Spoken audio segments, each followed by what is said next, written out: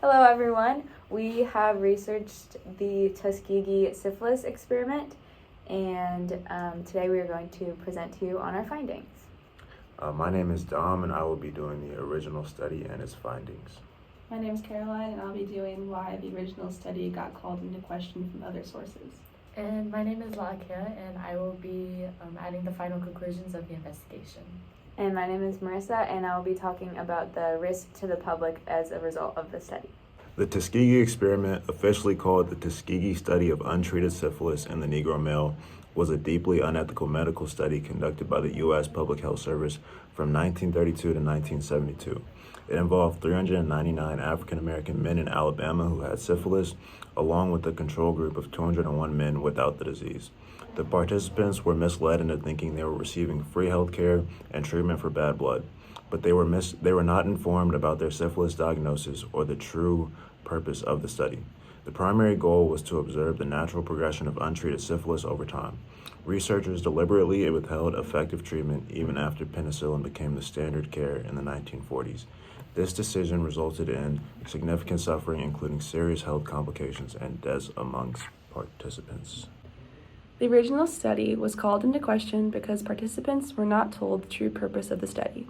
They were just told that they were going to get medical care and survivor's insurance, but not about their diagnosis or even that it was part of a study. They were not properly informed and could not give informed consent since they did not know enough, if anything, about what was happening, breaking ethical rules.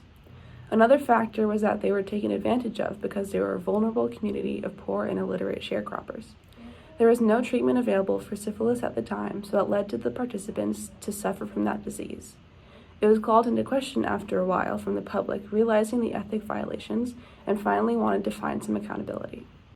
On July 25, 1972, the Associated Press revealed the Tuskegee study, which was released in Washington and New York, thus creating a commotion amongst the public.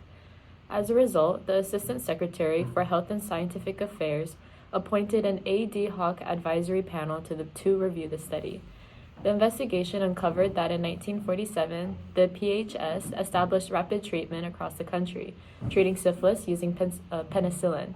However, even after discovering that penicillin can be used to help syphilis, there was no recorded discussion of treating the men involved in the study.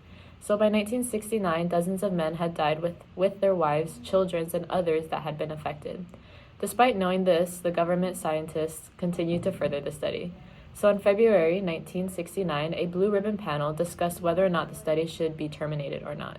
Scientists argued to keep it going because there wouldn't be another chance or an opportunity like this. The investigation concluded that the study was ethically unjustified. So in 1973, attorney Fred Gray filed a lawsuit on behalf of the study's participants and others who were affected.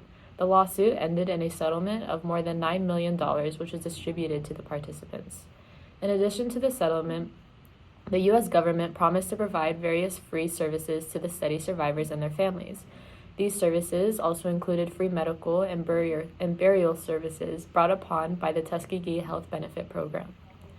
In the final report in 1996, President Clinton made a public apology for the damage and negative impacts of the study and held a ceremony at the White House to formally deliver the apology to the surviving participants and their families. As a result of this study, there were many risks to the public. Some of these risks include it not being fair to the wives, the girlfriends, or the kids that were conceived while these men were either on their treatment or not on the treatment. The untreated patients involved in the study were also left with the disease, possibly contaminating other people in the public or anyone that they interacted with, and it left the participants of the study with bad health problems.